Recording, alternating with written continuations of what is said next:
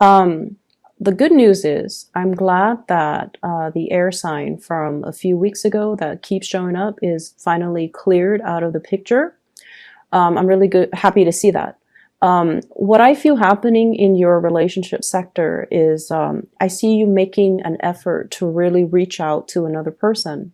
So overcoming those emotional barriers, overcoming your sense of hesitation and kind of that sense of stubbornness, that sense of like stubborn pride within yourself to kind of try to make a connection with other people. Okay, so this is great. Whoever you're reaching out to, they're so happy to hear from you. They're so happy to hear from you. And I feel like a whole gamut of emotions is being stirred up within them. And they're also kind of like fantasizing about you as well. So this is the energy that you bring to the table. I have here the Princess of Wands. This is Page of Wands, okay, in the traditional Rider-Waite deck. This is communication. This is sort of like, hey, let's do this, let's do that, let's get out and meet me here, let's meet me there. So making some type of a flirtatious gesture towards another person. And it's in a very playful manner. And it's in a manner that is very non-committal. And I feel like you're communicating with somebody and testing the waters as to how do they feel about me? What are they up to? Are they single? Are they in a relationship? Let me test out the waters. So I feel like for many of you, you're reaching out to a person and I feel like the communication is very light. It's very non-committal, and it's almost like an offer they can't refuse. So I see some of you are like, hey, can I talk to you about this? How do you feel about that? And the communication is just, light, airy. There aren't overly heavy emotional expectations coming from you to them. I'm also seeing this is going to be kind of like the catalyst to get the other person to respond to you. It's almost like strategically, you know how to respond to them, or you know how to ask them questions about things that they are interested in. So for example, if you want to see somebody and you know they're really into sports, you can say you want to watch a football game, you want to watch a soccer match. If you're interested in somebody who loves, for example, Peruvian food, you might ask them, hey, there's a Peruvian restaurant that just opened up. A bunch of friends and I are going to check it out. Do you want to come? So it's almost like giving them an offer. It's like taking the bait, knowing how to bait them, knowing how to hook them. So you're being very crafty and very strategic in the way that you're communicating. The person that you're dealing with, I have here the Two of Pentacles. They're going to be very, very surprised and kind of like thrown off course when they hear this communication from you. It's a little bit more flirtatious than they normally expect it from you. So I have here the Two of Pentacles. And the Two of Pentacles usually indicates like juggling two options, juggling multiple options, juggling the pros and cons, as well as juggling emotionally, trying to figure out how they feel, okay? The symbolism with the snakes in the picture, I almost feel like a sense of entrapment. So I feel like you're very crafty with your communication and you're giving them an offer that they can't really refuse. And so as a result of it, they're kind of weighing out what you just said and they're weighing out how they feel. And I feel like, pentacles always indicate something solid, something that's going to be built upon. And so I feel like even if they're in another relationship or they're talking to other people, they're going to be coming your way. But either way, I feel like there might be a little bit of a delay when it comes to their response. But when they do respond, they're going to be jumping towards you. Okay, we have here the Six of Wands. And the Six of Wands is feeling very elated, feeling almost like they have reached that moment of recognition. So I'm hearing come hell or high water, they're going to bounce towards you. So I feel like they're really, really excited about this offer, about the communication. They're going to bite the bait. And so if you're communicating, they're going to return the favor and they're going to communicate with you in a very open and honest way. I see some people here talking to a crush. If you've had difficulties talking to a crush and not knowing what topics to talk about, what to bring up and things like that, you're veering on the safe side, or you have been in the past, by talking about, work, by talking about like, how's your boss? How's your supervisor? How are things at work? How are your coworkers? How's your new job? How's your new work environment? Where are you living? Like, you're veering on the safe side. But this is the week where there's going to be some major breakthroughs in communication. And then as a result of it, I feel like it's going to open up a portal of communication for you where they're coming towards you and they're revealing more of themselves, okay? And from the perspective of your partner, I have here the Lovers. And the Lovers in this card is greatly about the fantasy. So I definitely feel somebody is eyeing you and they see you opening up and being more flirtatious with them. And as a result of it, they're fantasizing about, oh my gosh, is this person interested in me? Can there be a future built between the two of us? So I feel like you're dealing with someone who is very idealistic, who is very, very clear.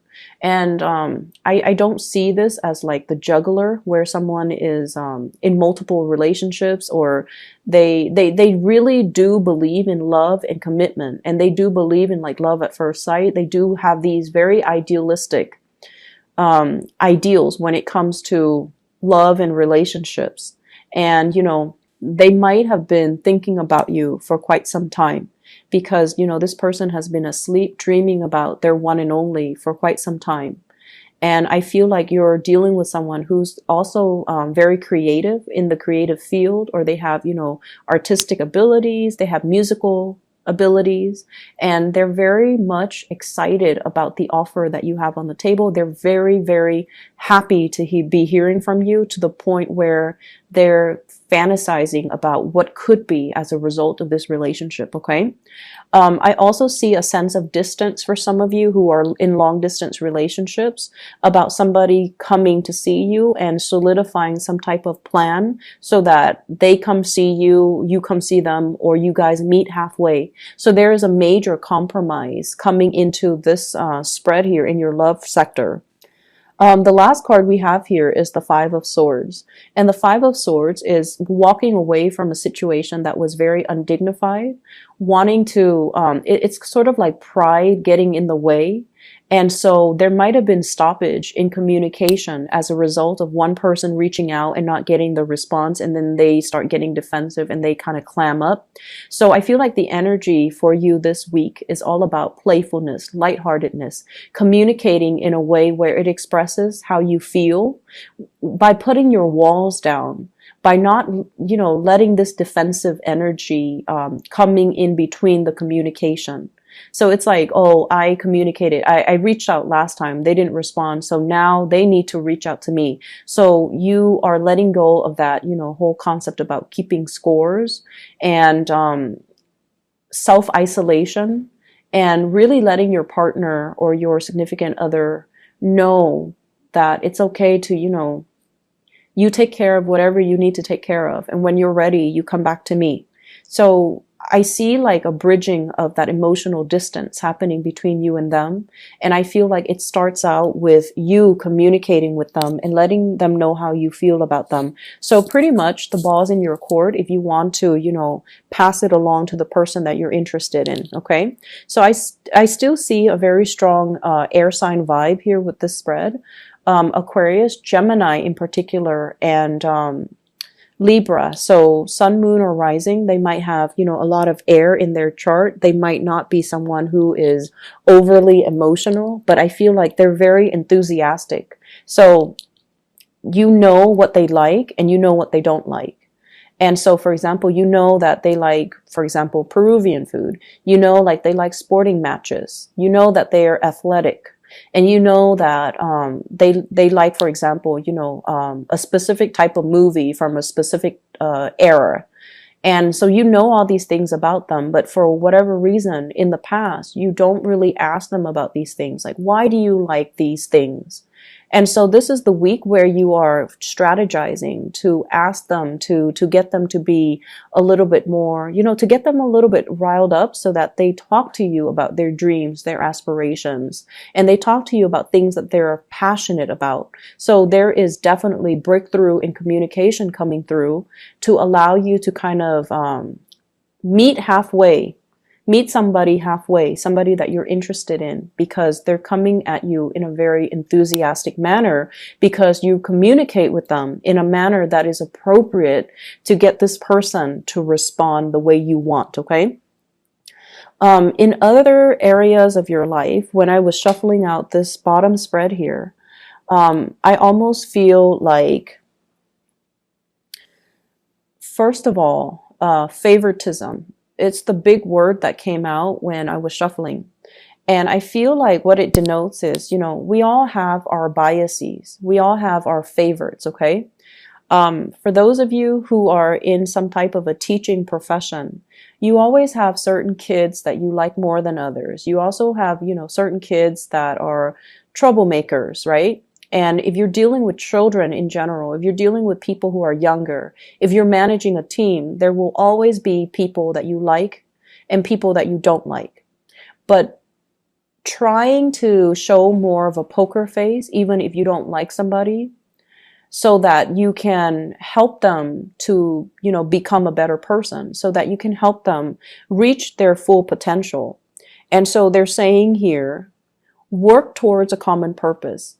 Finding and emphasizing the good traits about the other person rather than dwelling on the negative traits that they embody is really going to help you in dealing with the people that you don't like, especially if you are in charge of, in control of their work environment, in control of their professional development.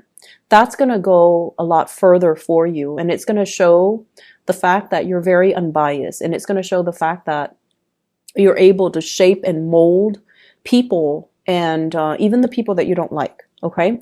So I feel like letting your defenses down, and especially dwelling on the positive traits about somebody, will help you kind of get along with them and to help you develop them so that you can strengthen their weaknesses. Does that make sense? I see a lot of people here working with children, and I see a lot of people grading, performance evaluations, professional development, and you're giving somebody a score.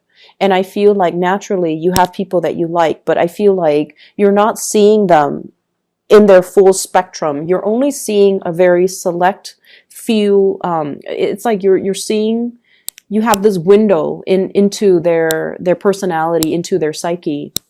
And I feel like once your opinion is made up about a specific person, this so-and-so is, has a big ego, so-and-so is controlling, so-and-so is a gossip. Once you have already made up your mind, it's really, really hard for you to reform and reshape your opinion. And so my advice is, don't judge too quickly. And I'm seeing a lot of judgment from this card. And I'm also seeing like, premature judgment will not only be detrimental to that professional relationship, but it can also affect who you give the projects to, who you take under your wings. Okay, so be careful about that. The other message that I'm seeing here as well is let people learn to do things themselves, okay? The ability for you to learn to delegate, the ability for you to entrust other people with responsibilities, with the mindset that I train them well, so they should be able to do it themselves. And they should be able to do it without, with minimal supervision, so that you're not hoarding all the responsibilities and taking care of everything.